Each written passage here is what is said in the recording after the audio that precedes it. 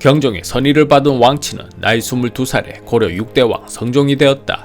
화려한 즉위식에서 성종이 말했다. 나는 토론하는 것을 좋아합니다. 이에 언론을 개방하여 누구나 의견이 있다면 자유롭게 말할 수 있도록 하겠습니다. 그리고 나는 불교보다는 유교가 좋은 것 같습니다. 최승로가 마치 물 만난 물고기처럼 기뻐하였다. 폐하의 말씀이 참으로 지당하시옵니다. 안 그래도 신이 폐하께 건의드릴 말씀이 있었사옵니다. 무엇이든 말해보시오. 나라 전체의 효율적인 관리를 위해 지방관을 파견하시옵소서. 왕이 백성을 다스린 것은 집집마다 가서 날마다 보는 것은 아니니 그러므로 수령을 나누어 파견하여 백성들의 이해를 가서 살피게 하는 것입니다.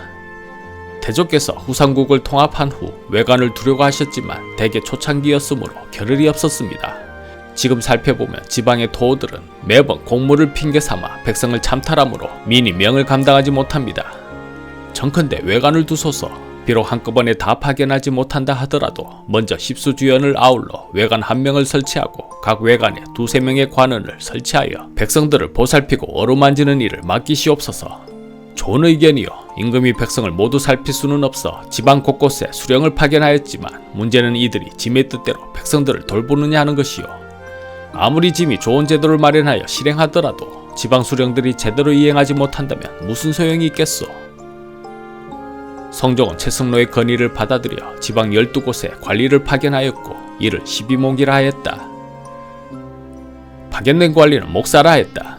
목사는 중앙의 명령을 지방에까지 효과적으로 전달하는 것은 물론 호족들을 감시하는 역할도 수행하였다. 시인이 건의드릴 말씀은 28가지이옵니다. 지금 우리 조정을 시위하는 군조는 다만 궁성의 시위만을 맡았을 뿐만 아니라 이쯤 되자 아무리 토론을 좋아하는 성종이라 하지만 슬슬 피곤하지 않을 수 없었다.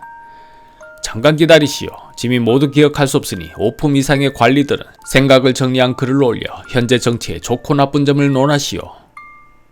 이에 최승로는 시무 28조를 올려 고려제도의 개혁을 건의하였다. 28조라 하지만 현재까지 남아있는 내용은 22개이다. 그 내용이 너무 많아 주요 사항을 5가지로 요약하고자 한다. 첫째, 지방 관리들을 두어 중앙행정이 골고루 미치도록 할 것. 둘째, 연동회, 발관회 등 호화로운 불교 행사를 중단할 것. 셋째, 임금은 교만하지 말고 아래 사람을 공손히 대할 것. 넷째, 공신의 등급에 따라 자손을 등용하고 관리의 복장을 정비할 것. 다섯째, 민생을 안정화시킬 것. 한마디로 요약한다면 불교를 멀리하고 유교를 가까이 할 것이며 중앙집권하로 민생을 안정화시킬 것을 주장하였다. 이와 더불어 광종의 왕권 강화 정책보다는 태조 왕건식의 신하 우대 정책을 건의하였다. 지극히 유교적이며 귀족 우선주의 성격이 다분해 보인다. 그런데 최승로는 광종의 시대에도 활약했었다. 그는 왜 이 말을 그때는 하지 못했을까? 아마도 공포정치를 실시했던 광종 앞에서 이런 말을 했다가는 목숨이 위태로웠을 것이다. 그는 하고 싶은 말을 꾹꾹 참아왔을 것이며 광종의 시대에서 살아남았다. 새롭게 즉위한 성종이 자신의 견해와 통한다는 분위기를 감지하자 그동안 하고 싶었던 말을 마음껏 표현했으리라. 최승로는 시대적 상황에 따라 말을 가려서 할 줄 아는 융통성 있는 신하로 보인다. 그러나 서필과 같은 신하는 광종이 잘못하는 일이라 판단되면 목숨을 돌보지 않고 직언을 서슴지 않았다. 무릇 진정한 충실이라면 이래야 하지 않겠는가. 광종 또한 자신에게 불편한 소리를 하는 신하라 할지라도 따뜻하게 포용할 줄 아는 넓은 마음을 가졌었다. 과연 최승로가 시무 28조를 광종에게 건의했다면 광종은 어찌하였을까? 얼마 후 성종은 조당회의를 열어 본격적인 사대주의 노선을 선포하였다. 과인은 유학의 나라인 송나라를 동경하고 있어. 그런데 송은 원구단을 설치하여 천재를 지내는데 어찌 우리가 황제국임을 내세울 수 있겠소? 마땅히 고려의 임금이 내렸던 명령인 조선은 천자만이 내리는 것이므로 교서로 낮추어야 할 것이며 오늘부터 짐을 부를 때는 폐하라 하지 말고 전하라 하시오. 유아파 신하들이 기뻐하며 그 말을 반겼다. 참으로 지당하신 말씀이옵니다. 산에는 2마리 호랑이가 살 수 없는데 우리가 황제를 칭한다면 어찌 송나라와 손을 잡을 수 있겠습니까? 지금도 거라는 호시탐탐 우리 고려를 노리고 있습니다. 마땅히 송과의 관계를 긴밀히 하고 그들의 힘을 끌어들여야 거란을 견제할 수 있을 것입니다. 그 말을 묵묵히 듣고 있던 서희가 나서 반대하였다. 아니되옵니다. 우리 고려는 태조 때부터 황제국임을 만천하에 공표하였고 황제체제를 유지하였습니다. 그런데 어찌하여 하루아침에 나라의 자존심을 버리고 스스로 제후국임을 자처한단 말입니까? 이는 절대로 있을 수 없는 일이옵니다. 유아파 신하가 물었다. 이보시오. 그대는 지금 우리 고려가 송나라의 도움을 받지 않고 거란을 제압할 수 있다고 보는 것이오. 도움이 필요한 우리가 어찌 황제국임을 내세우며 그들과 손을 잡을 수 있겠소? 서인은 물러서지 않았다. 반대로 생각해보세요. 거란은 송나라에게도 큰 위협이 됩니다. 거란의 궁극적인 목표는 송나라이지 우리 고려가 아니란 말입니다. 만약 우리가 거란과 손잡고 송을 친다면 그들이 어찌 되겠습니까? 지금은 우리보다 송나라가 더 절박한 상황입니다. 그렇다면 우리는 두 나라를 저울질해가며 보다 많은 실익을 거둘 수 있을 것입니다. 국제관계가 이러할진데 왜 우리가 먼저 송나라의 고개를 숙인단 말입니까? 말도 안 되는 소리 하지 마시오. 어찌 군자의 나라인 송나라와 오랑캐 따위를 비교할 수 있소이까? 신하들의 연성이 높아지자 성종이 서둘러 말렸다. 자자, 진정들 하시오. 과인은 유학의 나라를 만들 것을 선포하였소. 당연히 외교는 송나라와만 할 것이고 거란과는 그 어떤 관계도 맺지 않을 것이오. 하오나 폐하, 그만하면 됐소. 더 이상 과인의 심기를 어지럽히지 마시오. 그리고 그 폐하란 소리도 하지 말란 말이오. 서인은 궁을 나오며 깊이 탄식하였다. 아, 이 나라가 앞으로 크게 어려워지겠구나. 성종은 이어 당나라의 삼성 육부제를 벤치마킹하여 고려의 실정에 맞게 이성 육부제로 바꾸어 중앙행정을 체계적으로 관리하였다. 이성에는 정책 기초와 정책 심의를 맡은 중서문화성, 정책 집행을 맡은 상서성으로 나누었고 상서성 아래 이부, 호부, 예부, 병부, 형부, 공부 등 육부를 두어 행정기구로 삼았다. 한편 민가에서는 한 농민이 땅이 꺼져라 한숨 지었다. 큰일이네. 아들은 밥 달라고 우는데 수확한 양식은 바닥이 나버렸으니 이를 어찌하면 좋단 말인가. 그는 할 수 없이 이웃집 농부에게 곡식을 빌려보기로 마음먹었다.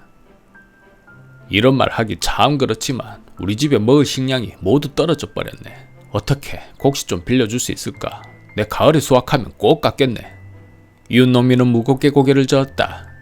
우리 집도 남은 식량이 얼마 남지 않았네. 아껴 먹어도 이번 겨울을 잘 보낼 수 있을지 걱정인디 자네 빌려줄 곡식이 어디 있겠는가? 농부는 막막하고 답답하여 어찌할 줄을 몰라 그저 긴 한숨을 내쉬었다.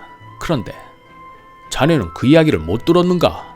나라에서 의창이란 창고를 두어 농민에게 곡식을 구워준다고 하는구만. 그것이 사실인가?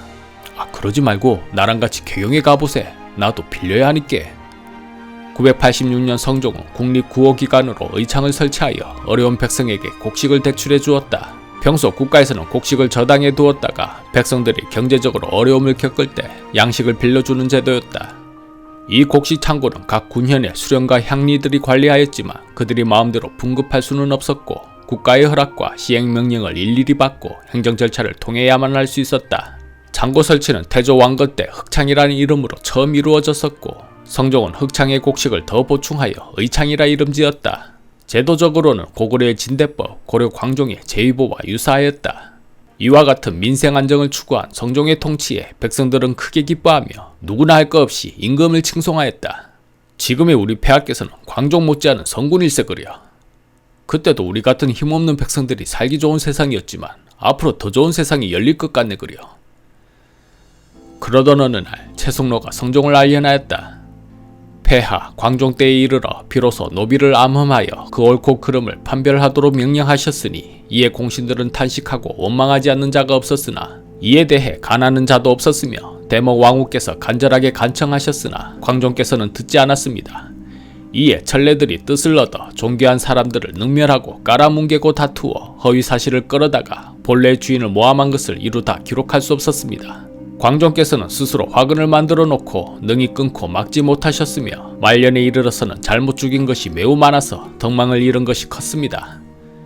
원하옵건대 성상께서는 지난 일을 깊이 거울로 삼아 천한 자가 귀한 사람을 능멸하지 못하게 하시고 노비와 주인의 구분에 있어서 공정한 도리로 일을 처리하십시오. 대체로 벼슬이 높은 자는 이치를 알아 불법적인 행동이 적으며 벼슬이 낮은 자는 좋게 잘못된 것을 꾸며낼 수 있는 지혜가 없으니 어찌 양인으로 천인을 만들 수 있겠습니까? 오직 궁원 및 공경들 중에는 비록 간혹 위세를 가지고 불법적인 것을 행하는 자가 있다고 하더라도 지금 정치가 거울 같아서 사사로움이 없으니 어찌 그들이 제멋대로 하겠습니까? 최숙로의 이 같은 의견에 귀족들은 쌍수를 들고 환영하였다. 그라옵니다. 요즘은 누가 귀족이고 누가 평민인지 알 수가 없습니다. 조금만 못마땅한 일이 생긴다면 주인을 아주 잡아먹을 듯 노려보옵니다. 우리 고려가 언제부터 이렇게 위계가 없고 질서가 없는 나라가 되었단 말입니까? 이게 다 광종 때문입니다. 988년 7월 성종은 교서를 내려 말했다. 석방하여 양인이 되게 한 노비가 세월이 점차 오래될수록 반드시 본래 주인을 경멸하고 업신여기고 있다.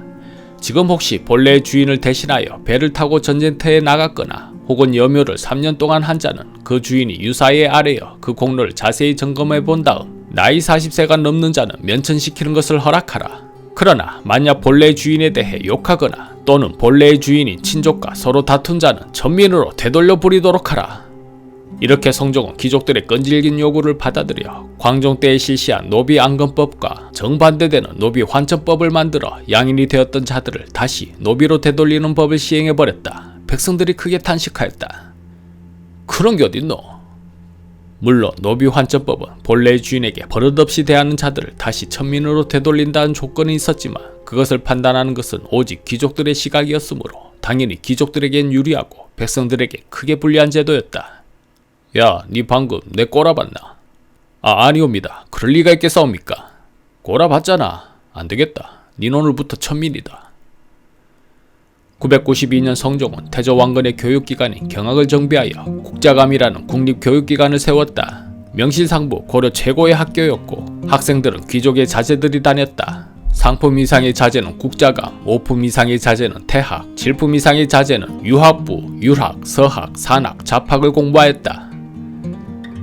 너가 아버지 뭐하시노? 말해봐라. 너가 아버지 뭐하시노? 대강이신데. 그래? 하하, 아버지 잘 계시지? 니는 내일부터 국자감에서 공부해래. 너가 아버지 뭐하시노? 정보인데. 정보? 그럼 니는 태학에 다녀야겠네. 성종은 신료들의 언로를 개방하고 적극적인 제도를 마련하여 나라를 안전적으로 다스렸다. 그런데 신료 하나가 다급히 달려와 보고하였다. 폐하 왕욱의 집에 불이 났다고 합니다. 왕욱은 태조 왕건과 신성왕후의 아들이었다. 신성왕후는 신라의 마지막 왕이었던 경수왕의 사촌 누이였다. 이런 그의 집에 불이 나자 백관들이 놀라 불을 끌어 달려갔고 성종 또한 왕욱을 위로하고자 그의 집을 방문하였다. 그런데 그곳에 성종의 누나이자 왕욱에겐 조카딸인 헌정왕후가 있었다. 왕유사 남쪽 사제에 나가 살고 있었던 헌정왕후가 왕욱의 집에 있는 것을 이상하게 생각한 성종이 물었다. 누님께서는 어찌하여 이곳에 계십니까? 그 질문에 헌정왕후는 얼른 대답하지 못하고 어쩔 줄 몰라 했다. 그런데 왕욱의 가솔 중 하나가 나서 말했다. 폐하, 불은 저희들이 질렀습니다. 공주님과 왕욱은 평소 자주 왕래하는 사이였고 결국에는 불륜을 저지르는 것을 소인이 똑똑히 보았사옵니다. 이 일을 알릴 길이 없어 저희들이 나선 것입니다.